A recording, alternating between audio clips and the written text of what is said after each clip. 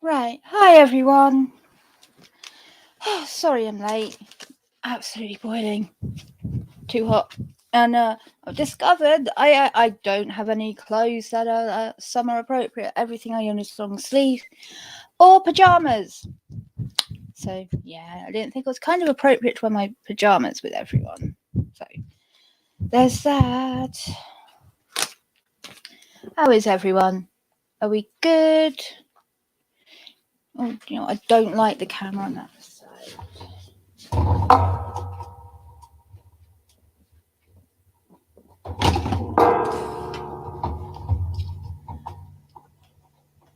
Right.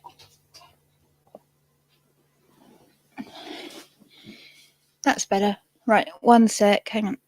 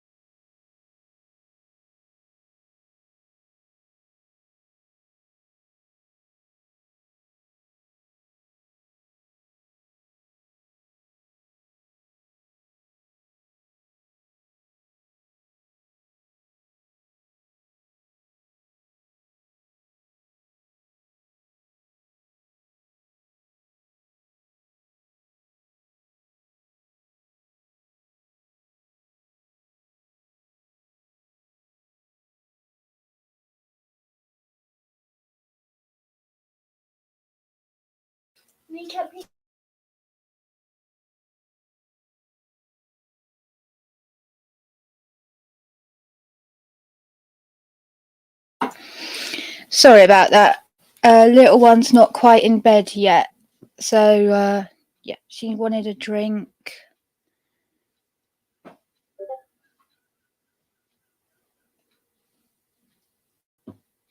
Right, so two things. One, Brainless, could you do me a massive favour? Can you please send Chris a link to the stream to watch? Yeah. And then I can get that. So I decided to do something like a little bit different with looking for stories. So what I normally do you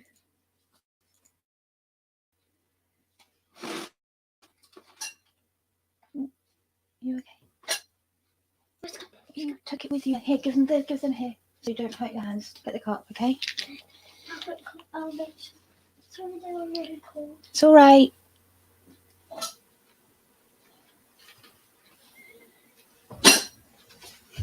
Here.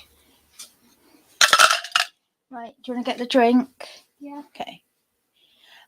So what I decided to do was, instead of like go on to Reddit, scary stories, Reddit, no sleep, blah blah blah, I went to Ask Reddit, and lots of people ask like, oh yeah, what your scary stories, what your ghost stories, and lots of people submit them, and it is arguably better submissions than the like just like paranormal Reddit, this and that, because like you actually get somewhat like normal answers to it. Just use your words. Hang on.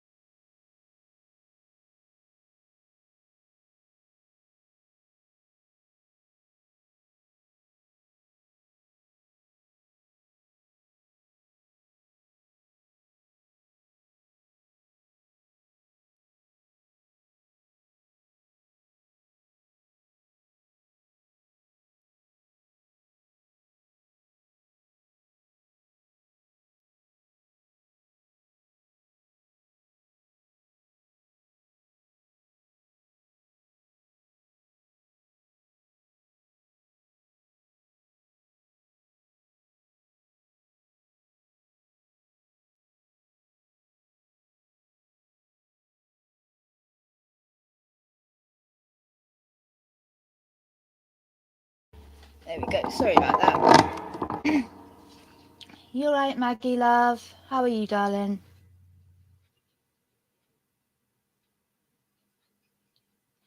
Yeah, she's going to bed in like the next 20 minutes. Because I wasn't prepared to start this early because like Slim was meant to be getting a tattoo done.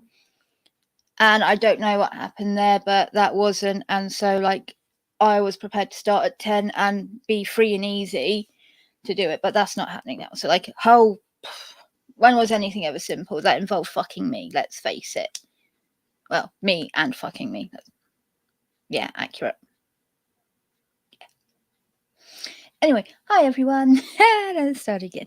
So yeah, arguably the submissions on like Ask Reddit about like what's your paranormal story give better results than the actual dedicated ghost story thing, because like people are trying to be like all long and spooky stories and extra, whereas this is like literally just people answering a question.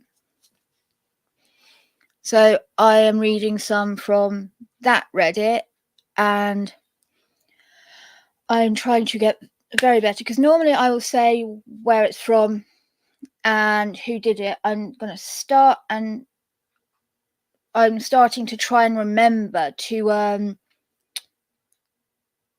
put the links to them or the stories in the description after I've read it. So yeah, because like I don't want to be like, it's obvious they're not my things. I make it very clearly obvious they're not mine, but like credit where it's due.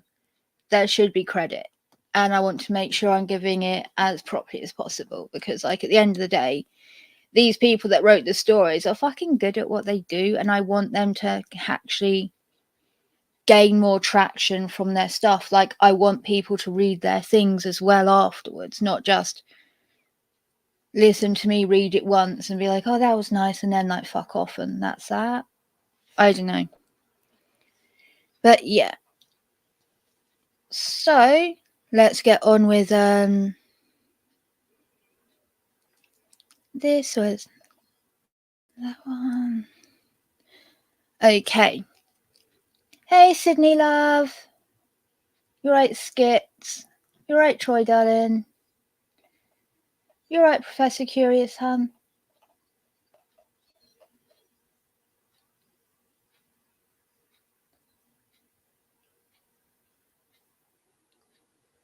You're right, Marty. I don't know. I don't really watch One Helt and stuff anymore.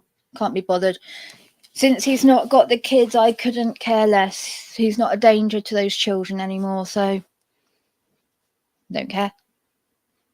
He can rot. So, this is from Gem in Love CA.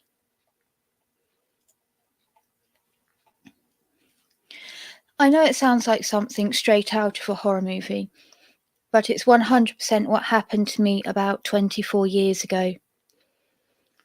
When I was still relatively newly married, my then husband and I moved into a townhouse-style apartment. The 2 floors of our apartment were on the second and third floor of the building, and the management office and mailbox area were almost directly below us on the ground level. The woman who managed the building was older, didn't care for the property very well, and usually spent most of the day chain-smoking Camel non-filters in her office and being a hateful old racist. Imagine renting a place from Juno, the social worker from Beetlejuice, but less helpful. She really resented that we had the townhouse, claiming we lied about my being pregnant when we moved in, because she didn't want to rent that unit to people with kids. She also made a few disparaging remarks about my husband due to his race. She was a real peach, truly. So, after kiddo was born, I was a stay-at-home mum, just busy keeping the house clean and the baby occupied, without a car or local mum friends. After lunch, the kiddo needed a bath. Anyone who's fed a 9-month-old baby food. What else would you feed at me? Anyone that's fed a 9-month-old knows the mess that can happen. So I went upstairs and ran the tub. Soon I had the baby sitting happily splashing in one of those suction cup bar seats. Important to note, it's the middle of winter and we had no heat. An issue I'd been fighting Juno, the landlord, about for a while. Among other maintenance issues, like my arching ceiling fan or the garbage disposal that was held on with duct tape and leaked. Basically, we had to keep a space heater or two in every room to keep the chill off. I had taken one of the space heaters into the bathroom to keep it warm enough for bath time, and had it sitting out of reach and splashing distance on top of the bathroom counter. I was standing in the bathtub, getting ready to lift baby out, when all of a sudden the space heater started to rock back and forth, when it had not been rocking before. I had this horrible feeling of dread as I looked at the heater and just reacted because I couldn't get both of us out of the tub in time. I reached down to grab the baby seat, ended up pulling it off the tub and dropping the baby over the side of the tub onto the bathroom floor just as the heater got to the end of its cord. It thumped onto the shower door, bounced off the edge of the tub and landed on its side on the floor a couple of inches away where it shut off. It had auto shut off feature. When I looked over to the corner of the bathroom, that part of the room seemed to get darker, like it was filling up with shadows. There was no smoke, no change in lighting, no windows, so no sun going behind a cloud. It was just darker. I also started to smell cigarette smoke, Camel non-filters, which I knew the smell of well from being in Juno's office all the time to get things fixed.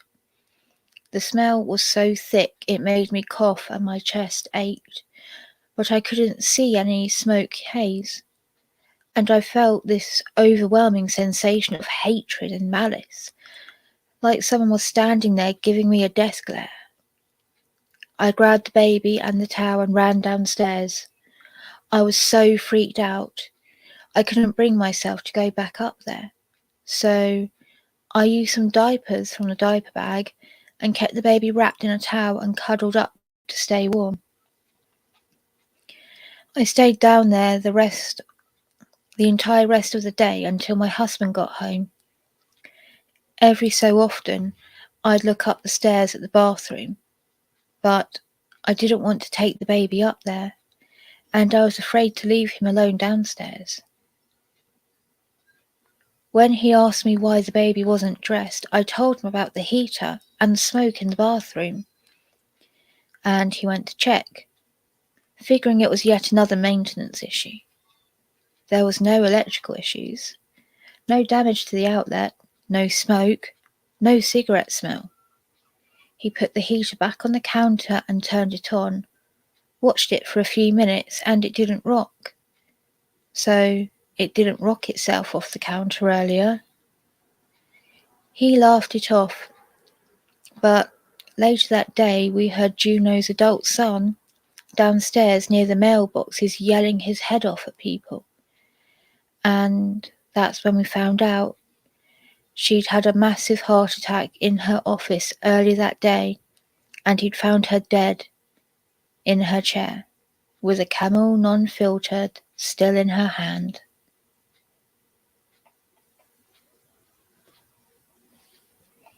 That's that one. Oh, hon, I'm sure you're going to do absolutely fine. Like, you're a lovely person, you're extremely personable, warm and welcoming, and from what I can tell, you're very good at your job. So I'm very sure you're going to do amazing.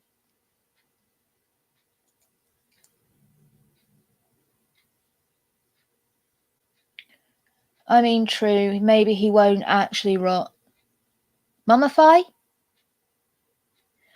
I mean, the amount of Mountain Dew he's drunk, I think, like, he's embalmed his insides quite a lot.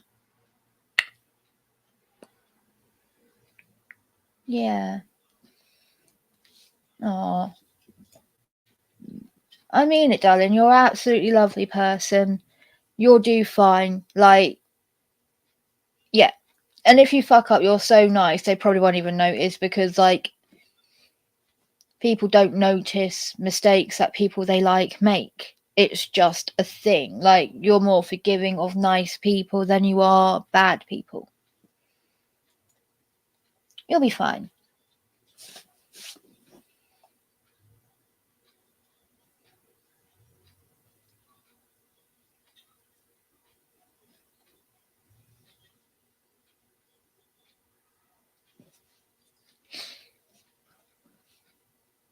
Wait, is that something he said that he... What? Oh. Right. Apologies, I know this annoys people, but little one like kind of took my mug.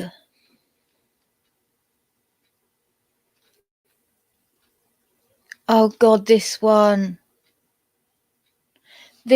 heartbreaking. Like, this isn't exactly a like ghost story, but my god, it's sad.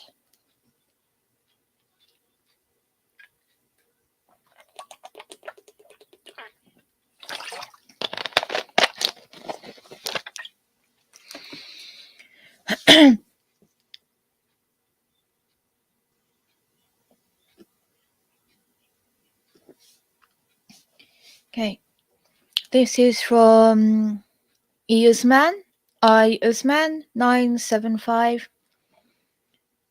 They say, like, not very scary, but a little tragic. So here it is. Before I was born, my entire family and extended family, uncles, aunts, cousins, etc., all went to the beach one day for a picnic in Pakistan. Now, I don't know the exact details. However, back in the day, the smugglers used to bring electronics from various countries to resell them via boats. And they would park the boats at the beach.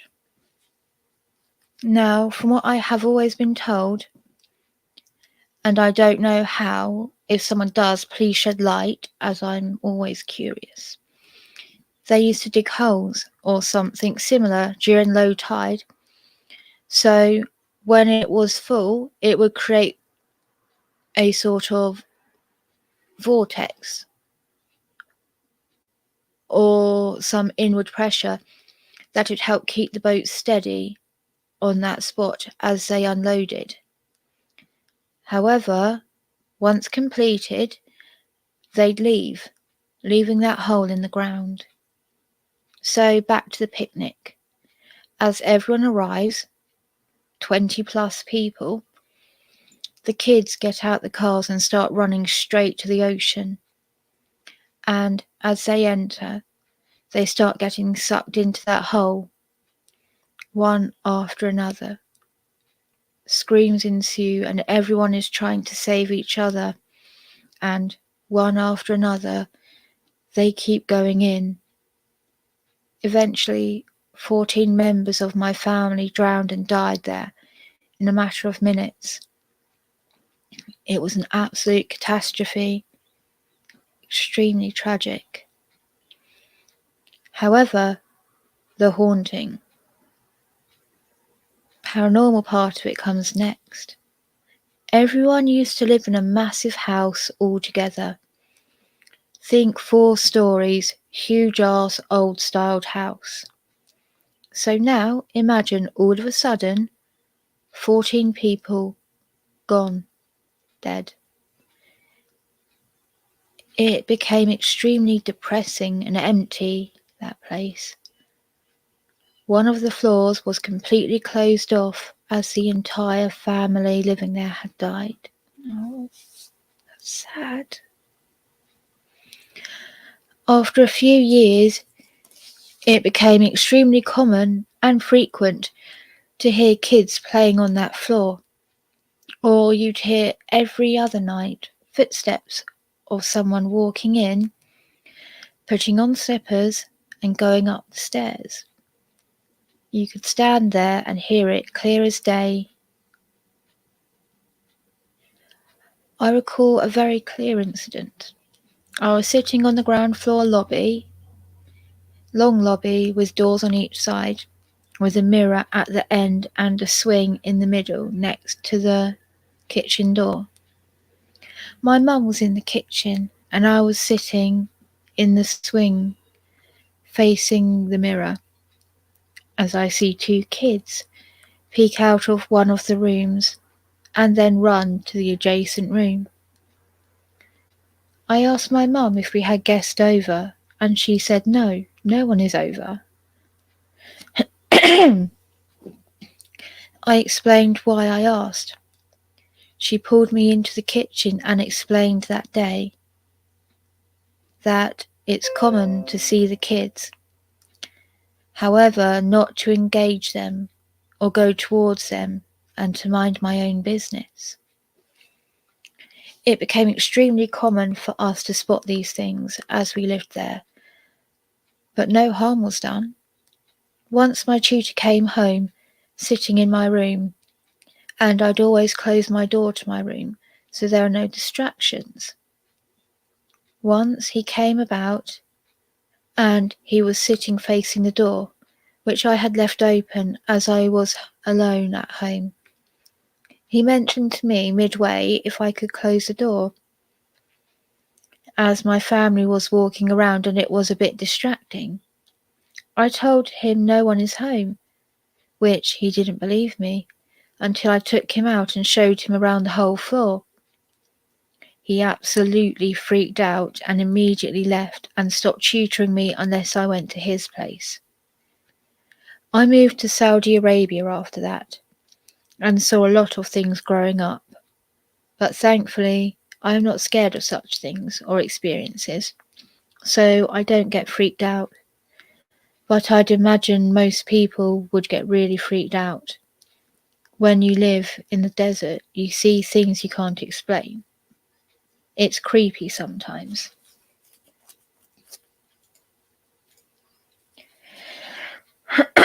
Right, one sec.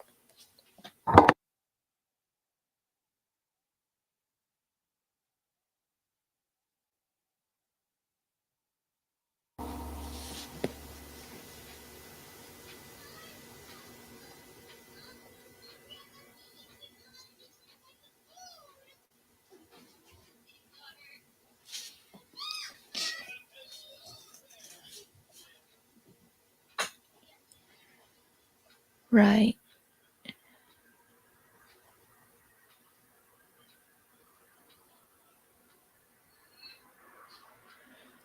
Silly little one, silly little one.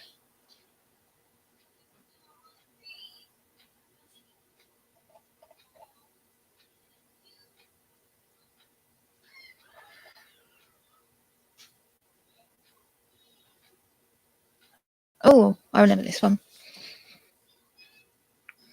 This is by Kemasabi 4. I've had a few supernatural experiences, but the one I usually go to is when I worked in a supermarket. I grew up in a farm town, and the only place to get groceries besides the grossly overpriced Shopco on the edge of town was the family-owned supermarket. Robertson's. The Robertsons family was very active in the community, but also had a reputation from I'm just going to say being cheap because I think the other word is now not considered an okay word. So the Robertsons was very active in the community, but also had a reputation from being cheap to straight up evil, depending on who you asked. If you ask me and the rest of the Bag Boys, the Robertsons had a dark aura around it. Many features contributed, like the vaulted ceilings in the back rooms, the creaking floors in the upstairs office, and the dark door behind a pile of old shells that seemed to lead under the loading dock. The worst was the patriarch of the Robertsons, Blaine. He was too old to handle the business decisions, but he was too stubborn to let his toupee-toting son take it out of his hands. So he spent his days shuffling around the floor, antagonizing the Bag Boys at every turn. He'd chastise us for docking in more than 1 minute early. He'd chastise us for standing at the clock with a minute left in our shift. He'd chastise us for our laziness the second we weren't actively moving items. I always joked that Blaine was a vampire. He just refused to die. Why else is there never a call over the intercom for kids who lost their parents?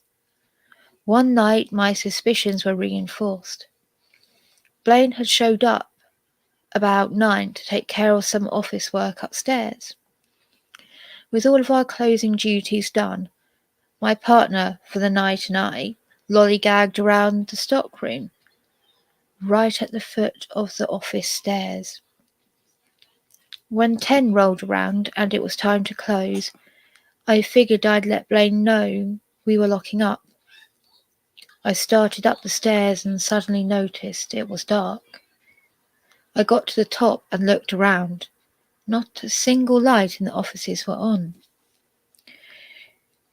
We had stood at the bottom of the stairs the whole time, and Blaine hadn't passed us. Even when Blaine isn't looming like Nosferatu, strange things happen upstairs.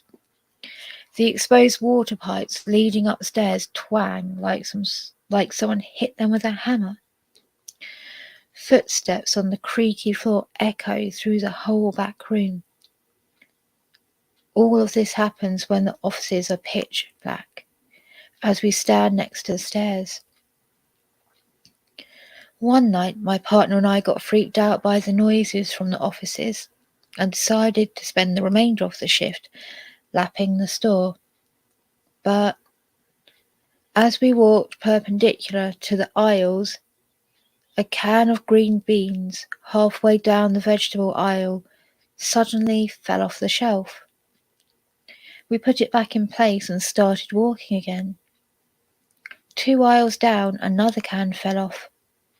This time, as I put the can back, a can 15 feet down the aisle flew off the shelf. We left that one sitting and huddled around the cash registers for the rest of the shift. To top it off, though, a bag boy requested to be taken off night shifts after an experience he had in the break room. See, the break room has 2 small bathrooms, male and female. He was taking his dinner break when he heard a baby crying from the women's bathroom. He had been in there 5 minutes already and hadn't seen anyone come in, much less with a baby. He endured the crying for 5 more minutes before he got concerned and knocked on the door. Repeated knocks and questions got nothing back except for the non-stop bawling. He was finally convinced that something had happened to the mother and cracked the door open. The room was dark and empty. Right, if you guys give me 1 moment, I need to shove the little one to bed.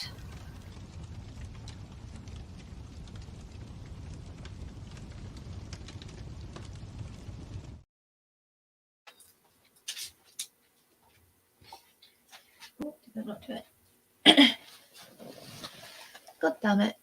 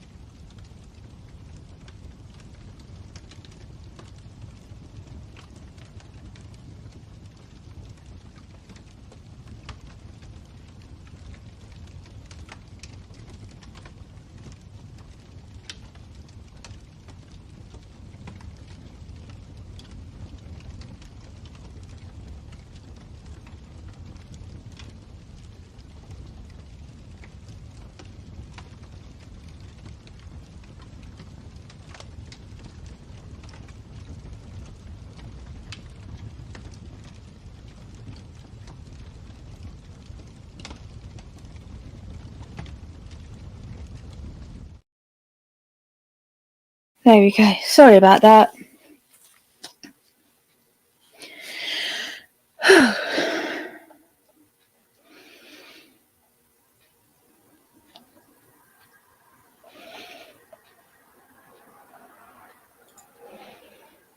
Alright, got that one, got that one.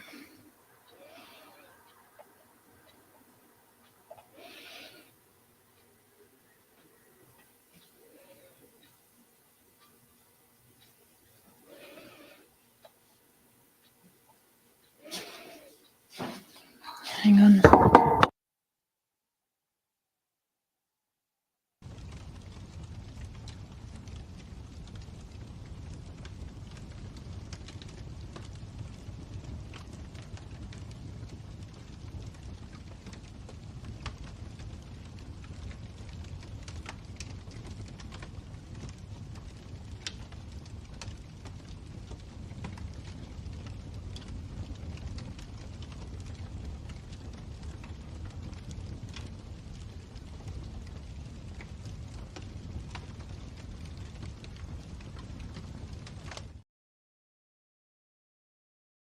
Sorry about that.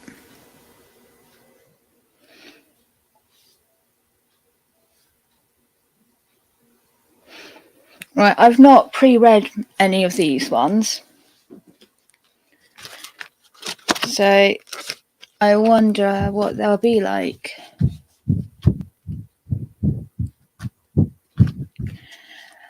I've worked in healthcare for over 20 years now, and I have a couple from working in nursing homes.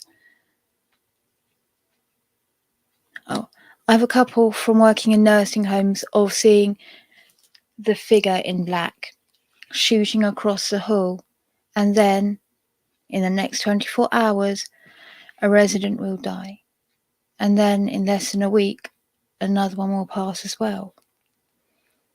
But my favourite story is this.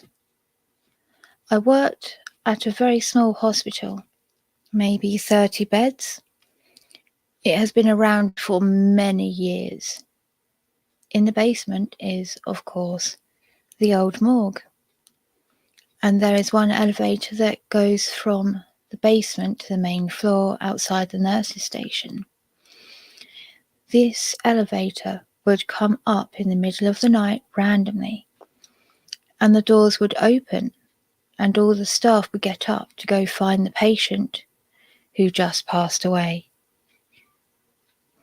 One night, my co-worker and I were sitting at the nurses' station, and down the short hall, to our right, we hear this TV come on, and the volume is up as loud as it can go.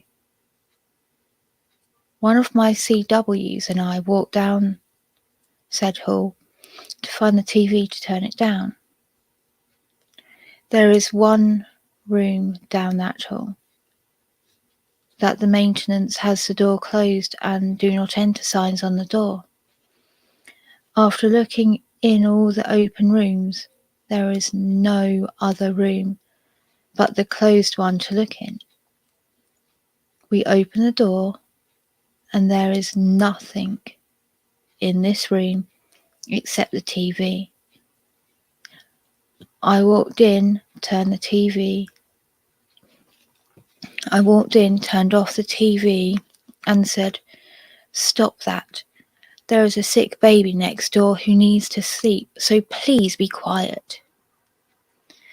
I walked out, closed the door, with no further incidents with the TV.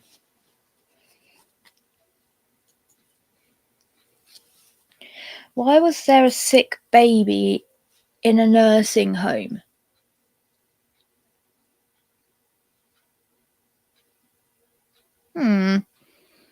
Methinks this might be fake.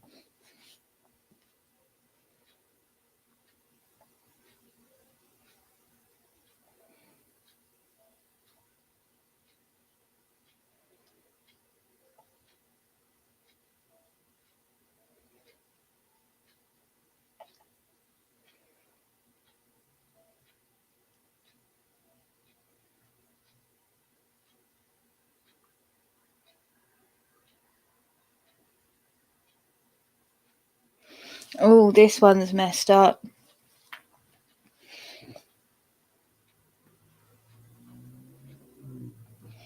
Yeah, working in healthcare for 20 years is a real horror story.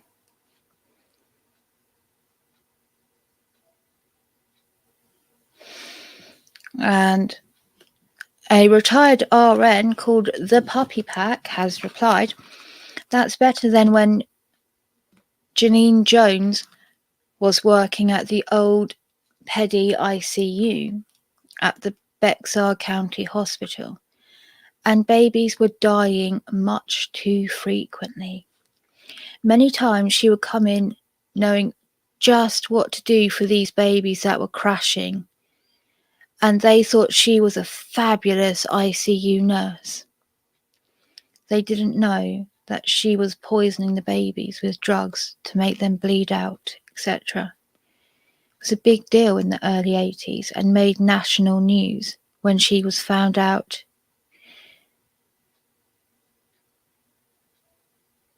And a movie was done.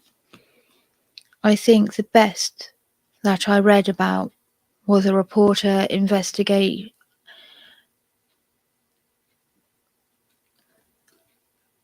I think the best thing that I read about this was an investigative reporter's book on this called The Death Shift. They called her the baby killer.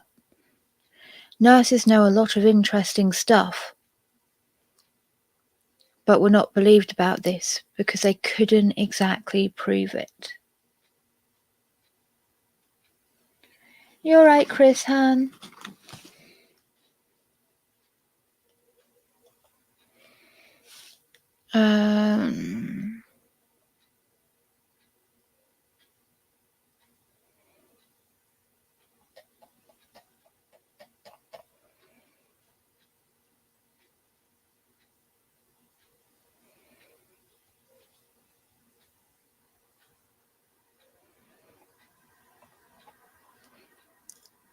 The rest just have... Good. Glad you didn't crash the car.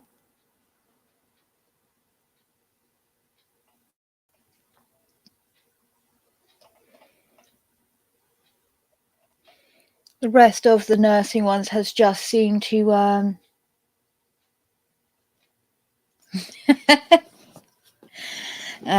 took a load of shots to the mouth, did we, darling?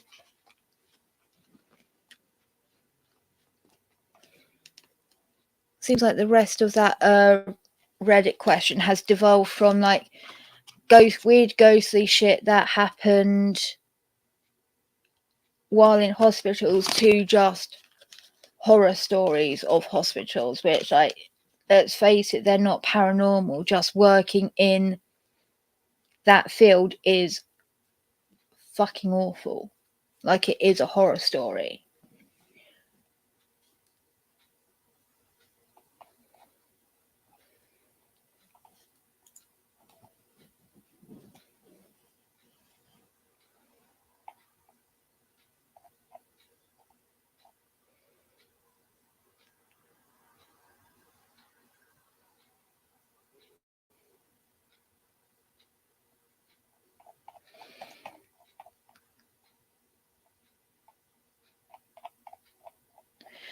Trying to find the good one that I found earlier, but I've got so many windows open.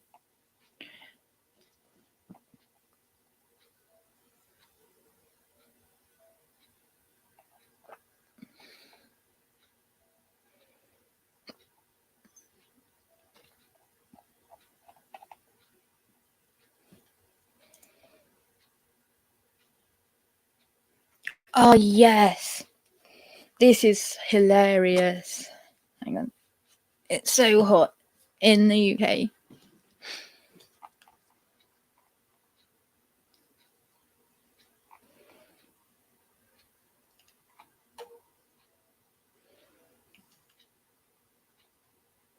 I found...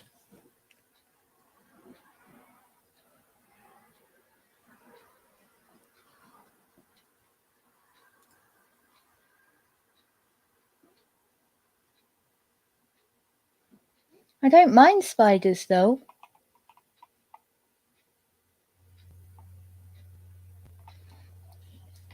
It's just too warm.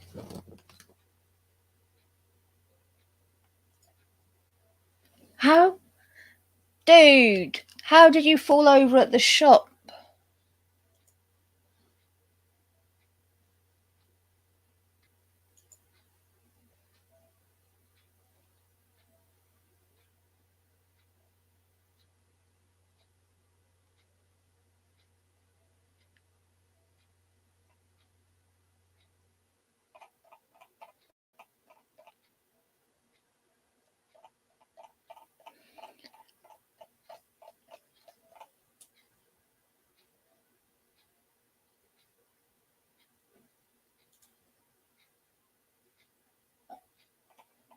Let's see.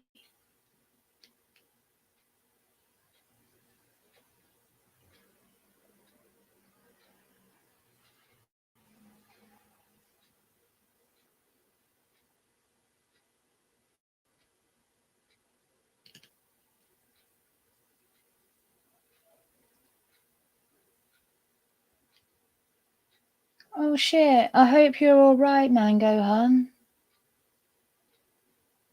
I hope little one's alright.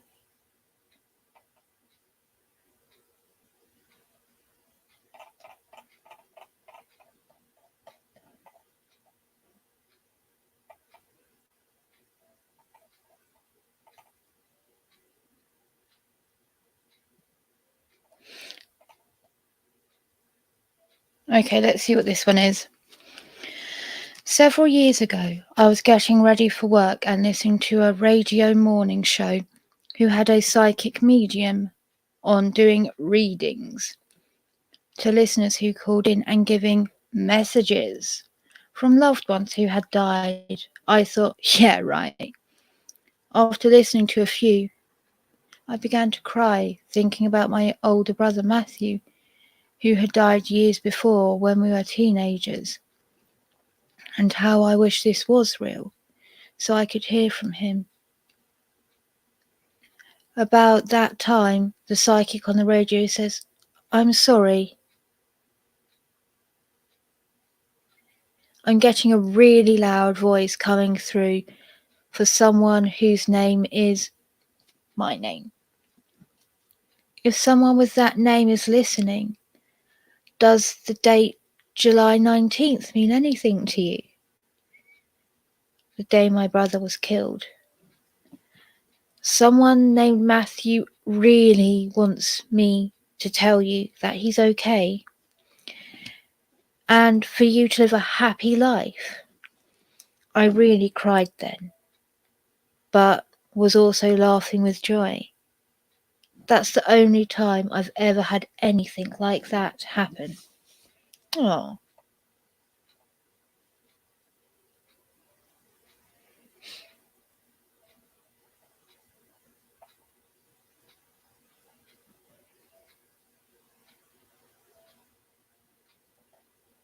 yeah, more like that. Got Matthew here, and he's saying, "Oi, dipshit, stop being such a mushy sod."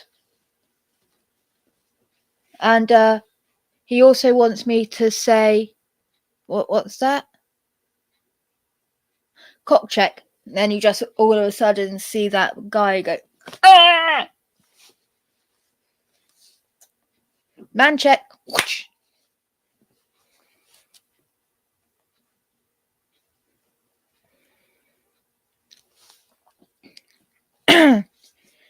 This is from Heli Creature. Literally paralysed with fear. I honestly would never ever have believed it had it not happened to us. We had a long conversation the following day, trying to work out if there was any other possible explanation. I'm a scientist. I couldn't believe there wasn't one. But there wasn't. We concluded that we shouldn't be afraid because we loved him. What?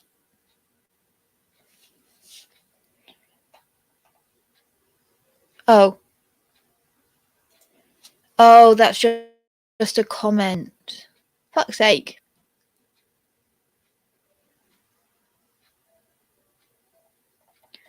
Oh, okay, that's not that long. Okay. This is still by Hele.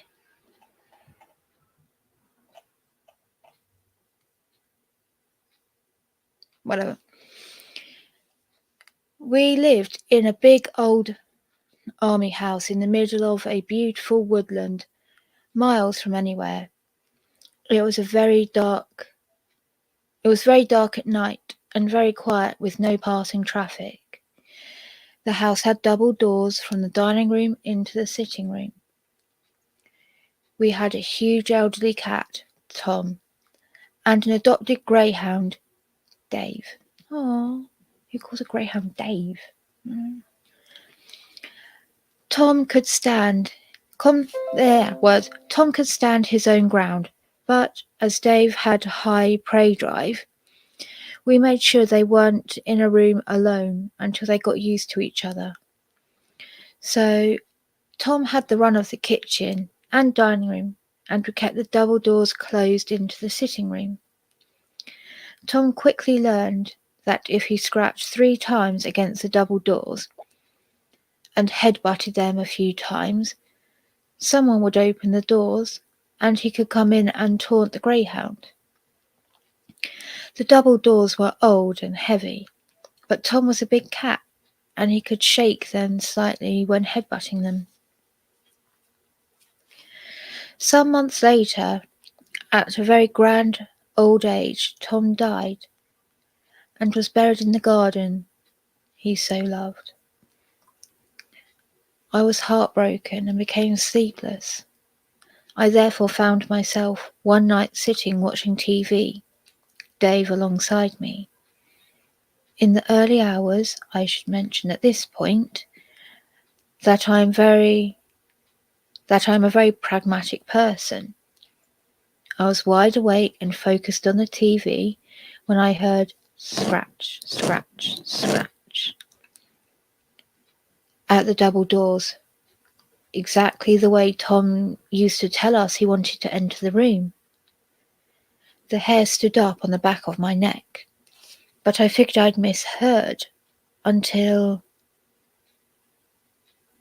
it happened again, followed by the doors moving, as if they were being pushed from the other side. This repeated several times. The doors were moving to such a degree that it looked as if they could immediately burst open. I never believed in being paralyzed with fear until that day. Dave, sitting behind me, stared fixedly at the doors. Eventually, I managed to flee upstairs with Dave at my side and lay in bed shaking. I woke up early, but my husband,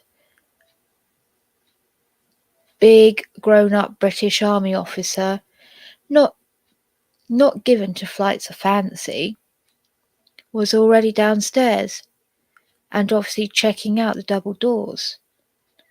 I shakily asked, "Why are you doing that?"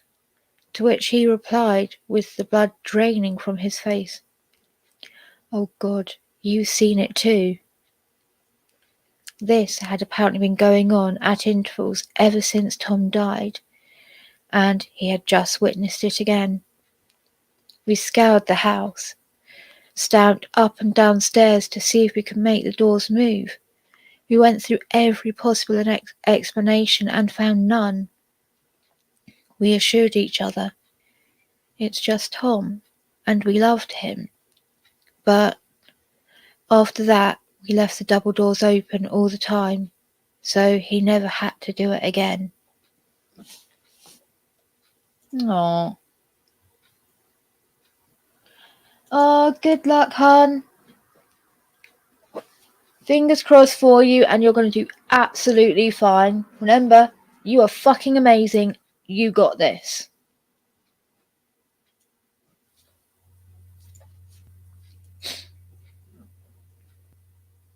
I'm glad that was a, semi-nice one to end on. Because, it's sad that an animal died. Boo, animal death. Not okay, but, oh, little kitty came back to visit them, and that's, so sweet. I like it. Right. With this, though, it is genuinely time for us to get off for Slim Show. Yay!